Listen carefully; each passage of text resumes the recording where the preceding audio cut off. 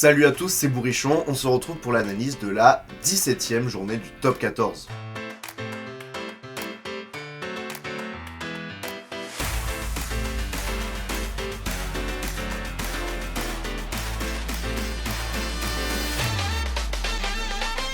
On va commencer tout de suite par les matchs comme d'habitude, et c'est Stade Toulousain Castres que je vais mettre à l'honneur. Alors, en ce moment, on retrouve un Toulouse juste impérial entre la victoire au Racing, la victoire contre Oyonnax, la victoire à Clermont la semaine dernière avec une équipe remaniée et maintenant la victoire avec bonus offensif contre une équipe de Castres qui était sur une bonne dynamique. C'est juste le grand Toulouse. En plus, là pour ce match, ils ont retrouvé une équipe compétitive avec les retours notamment de Meafou, de Flamand, de Willis, mais aussi de Graou qui avait été ménagé à Clermont. Franchement, c'était une très belle équipe. Et ce qui est impressionnant, c'est toujours cette capacité de jouer. Mais bon, ça je commence à me répéter parce que c'est chaque semaine la même chose. C'est pour ça que donc je vais parler de Castres. Et Castres, c'est dommage parce que comme je l'ai dit, ils étaient sur une bonne dynamique. Et malheureusement, ça s'est arrêté ce samedi. En effet, les Castrés en première mi-temps, ils ont été beaucoup trop précipités. Je suis désolé, mais avec le nombre d'occasions, en tout cas de possessions qu'ils ont eu dans les 22 mètres toulousains, ils auraient dû au moins marquer un essai. C'est pas possible. Je pense notamment à cette pénalité jouée vite par Raisuke alors que personne n'est placé. Et c'est dommage parce que soit ils auraient pu prendre les 3 points,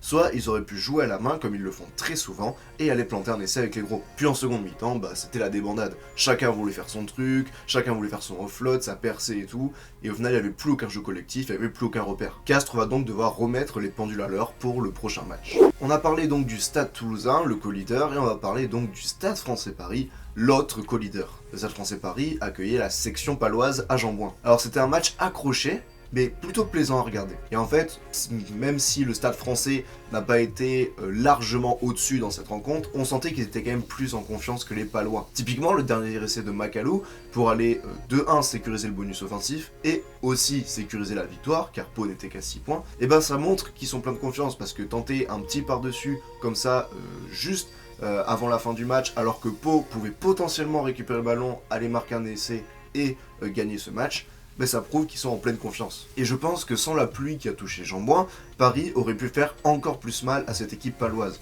Parce que Pau, ils sont restés dans le match uniquement grâce à la défaillance des buteurs parisiens et à l'inverse, la réussite des siens. Parce qu'en soi, ils n'ont pas eu beaucoup d'occasions. Je me souviens même plus s'ils en ont eu une seule dans le match. Mais pour moi, ce qui a été criant, ça a été clairement le manque de puissance des Palois, surtout devant face au pack parisien qui, on le sait, est un des plus gros packs du championnat. Là, ils se sont fait agiter en mêlée, en touche ça allait à peu près, mais bon, c'était quand même compliqué, et puis dans les rucks, ça se voyait que Paris était au-dessus. On a parlé des deux premiers du classement, et maintenant on se tourne vers la lanterne rouge, à savoir Oyonnax qui recevait Montpellier. Alors ce match il est un peu particulier, mais je dirais que les deux équipes peuvent se mordre les doigts. Premièrement Oyonnax, car ils avaient clairement la possibilité de remporter ce match et ne pas se contenter d'un bonus défensif. Et aussi Montpellier, parce que Montpellier menait assez largement, ils avaient même le bonus offensif en poche, puis après ils se sont relâchés et ont commencé à prendre la pression mise par les Oyonnaxiens, et donc ils ont perdu de 1 leur bonus offensif, et ils étaient à 2 doigts de concéder une défaite. Et au final, ils laissent le bonus défensif à Oyonnax. C'est donc certes une bonne opération, la victoire,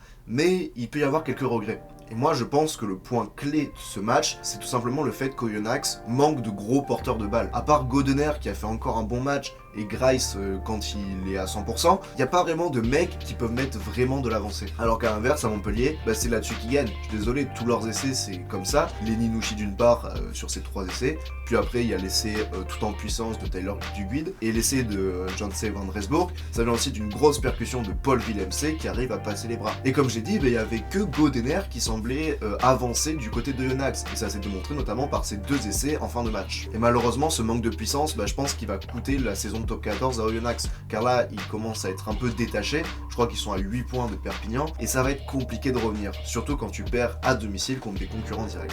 Mais tiens, justement, en parlant de concurrents directs, on va parler de Lyon qui se déplaçait à Bayonne. Alors là pour le coup c'était un match hyper accroché avec beaucoup de suspense. Non, pas du tout. Vraiment, Bayonne a déroulé son rugby. Lyon n'a pas du tout existé et c'était même très triste à voir. Bon, après, ça s'est surtout fait en seconde mi-temps. parce qu'en première mi-temps, c'était, on va dire, plutôt accroché. Du moins, Lyon résistait un petit peu aux assauts bayonnais. Et Lyon, faut commencer à se poser des questions, parce que certes, à domicile, là, ils ont commencé à regagner des matchs, mais à l'extérieur, c'est toujours des branlés. Là, les 4 derniers déplacements, ils ont laissé le bonus offensif à leur adversaire. À Bordeaux, à Toulouse, à Clermont et maintenant à Bayonne. C'est juste pas possible. Au bout d'un moment, il faut se réveiller. Et Bayonne, ça a déroulé son jeu avec un Lopez qui a toujours maîtrisé son match. Par contre, j'aimerais poser une question, c'est sur l'essai de Rémi Bagé. Pour moi, il est un petit peu limite cet essai. Bon, clairement, ça n'a pas du tout changé le match. Même s'il était refusé, ça aurait rien changé. Mais j'aimerais poser la question de pourquoi a-t-il été accordé? Parce que pour moi, il y a donc la fin de la mêlée, où l'arbitre a sifflé pénalité, mais où tous les joueurs, que ce soit bayonnais ou lyonnais, étaient encore regroupés. Rémi Bagé fait le choix de jouer rapidement, mais derrière sa mêlée, donc ce qui est normalement la règle. Et au final, le fait d'avoir joué derrière sa mêlée, ça a un peu bloqué la visibilité des défenseurs lyonnais, et du coup, ça a empêché de défendre. Bon, après, encore une fois, ça aurait clairement rien changé qu'il soit refusé. Enfin, on va terminer donc la course au maintien avec le match Toulon-Perpignan. Bon, c'était clairement un match hyper ouvert, où il n'y avait aucune défense qui n'était à la hauteur. Je dirais même que la défense de Perpignan a été parfois inquiétante sur les essais de Jaminet, de Dréan et de Le Corvec. Je trouve que c'est des essais qui ont été encaissés trop facilement, alors que Perpignan jouait, on va dire, plutôt bien et était dans le match. C'est dommage parce que du coup ça les a distancés et au final ils ont jamais pu revenir. Pour Toulon, je dirais que ce qui a fait qu'ils gagnent ce match, c'est que tout simplement ils ont retrouvé la possession et surtout ils ont arrêté de jouer au pied ou de jouer au pied à suivre à chaque fois qu'ils avançaient, comme ça avait pu être le cas à Pau notamment. Là ils n'hésitaient pas donc à calmer le jeu, à repartir faire des petits temps pour maîtriser son jeu, et puis après dès qu'il y avait une brèche, ils pouvaient écarter et jouer. Et cette gestion a particulièrement été importante lors de ce match, mais bon, il faut quand même tout remettre en cause. Toulon n'a pas eu le bonus offensif contre cette équipe de Perpignan, alors qu'ils étaient largement en capacité de l'avoir. Et ça, je pense que c'est le gros point négatif de cette rencontre. Bon, la lutte pour le maintien, c'est derrière nous. Maintenant, on passe à la lutte pour le top 6. Et avec le match UBB Racing. Bon, c'était un match pour le coup un petit peu ennuyant, malgré une seconde période où il y avait un peu plus d'action. Ça se voyait qu'en fait, que c'était deux équipes dans le doute. Aucune d'elles n'a vraiment tenté lors de ce match. Elles voulaient toutes les deux se rassurer. Mais bon, le Racing, ils ont vraiment pas fait grand chose. À part en début de seconde période où ils ont eu quelques possessions avec quelques percées.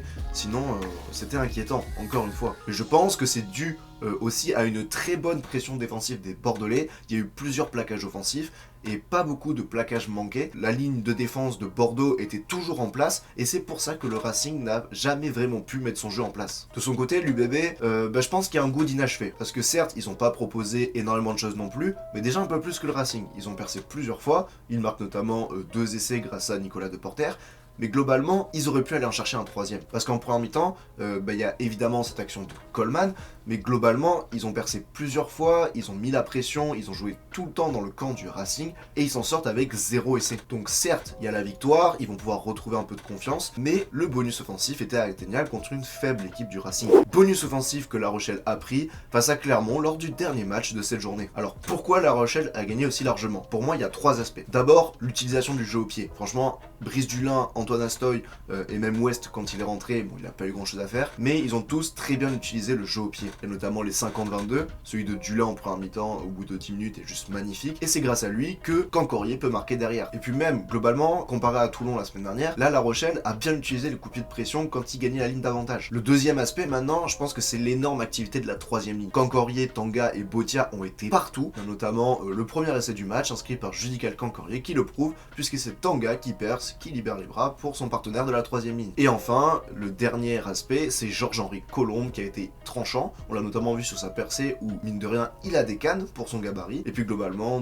un essai, il a été hyper dynamique et c'est pas pour rien que Fabien Galtier l'a rappelé. Du côté de la SM, il n'y a pas grand chose qui a bien fonctionné à part la mêlée. Déjà, on peut noter un petit peu d'attentisme sur l'essai de Favre, mais aussi sur l'essai de Teddy Thomas en seconde période. Franchement, c'était des essais qui étaient largement évitables. Et puis en plus, quand tu n'as pas la possession, parce que c'était La Rochelle qui avait quasiment tout le temps le ballon, et dès que tu l'avais, tu ne perçais pas, et que après tu étais dominé devant, c'était juste impossible de gagner, et c'est normal qu'un tes score se soit produit. On passe maintenant au top et au flop, et je vais commencer par Sékou Makalou. Franchement, il a été toujours dans le combat, dans les rucks et dans le jeu en général, ça a été un poison, vraiment, ça a été impossible de passer contre lui. Et puis il y a évidemment ces 2 essais, dont un au solitaire, qu'il se fait tout seul. Le deuxième top, c'est Lenny Nouchi, le capitaine de Montpellier, a clairement assumé ce rôle, puisqu'il a marqué 3 essais en une mi-temps. Enfin, le dernier top, c'est Gaël Dréan, l'ailier toulonnais, qui a été hyper tranchant, hyper rapide sur chaque prise de balle, en démontre ses 2 essais, mais surtout le premier. En flop, maintenant, je vais parler de Pierre Poplin. En stade, ça a été donc